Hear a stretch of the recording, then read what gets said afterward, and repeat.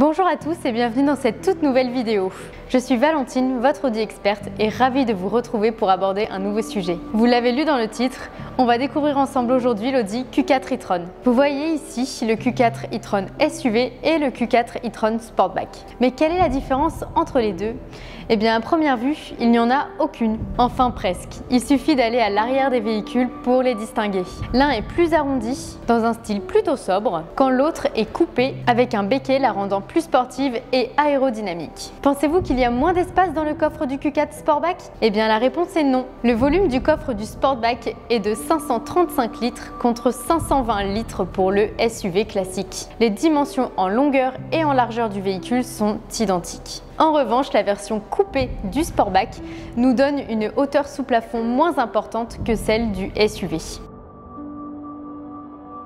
Concernant les motorisations des batteries, voici ce que propose la marque. Une première version Q4 35 e-tron en 170 chevaux avec une batterie de 55 kWh, soit 341 km d'autonomie annoncée par le constructeur. Vous trouverez cette version uniquement en concession car il n'est plus disponible à la commande.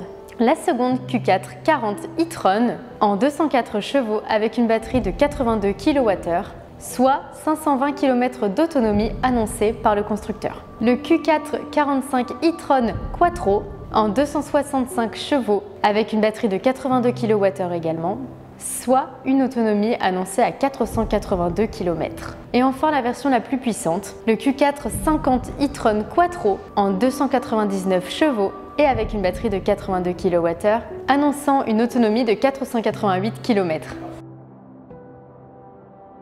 Installons-nous à l'intérieur et voyons ce qu'il en est. Tout d'abord, on observe un design épuré, moderne et futuriste. Son volant avec commande tactile vous permet de personnaliser votre virtual cockpit et de régler certaines fonctionnalités comme le volume sonore. Passons à l'écran central du véhicule appelé le MMI. Cet écran tactile de 10,1 pouces vous offre la possibilité d'accéder aux différents menus de votre véhicule. La radio, la navigation, les réglages du véhicule. Il y a même un menu permettant dans le temps de planifier la recharge de son véhicule, le démarrage de la climatisation ou encore choisir l'arrêt de charge à 80% par exemple. Votre Audi Q4 e-tron est également équipé d'une prise combo CCS. Cela signifie que vous pouvez recharger votre véhicule sur des bornes proposant la charge rapide. Vous trouverez des prises en 50, 72 ou encore 150 kW, mais parfois beaucoup plus. Les bornes de recharge sont rarement gratuites. De plus, vous devrez posséder dans la plupart des cas une carte Audi Charging ou votre fournisseur afin de connecter votre véhicule à la borne et de lancer la charge. Via l'application gratuite MyAudi, vous pourrez commander votre carte Audi Charging et choisir votre abonnement.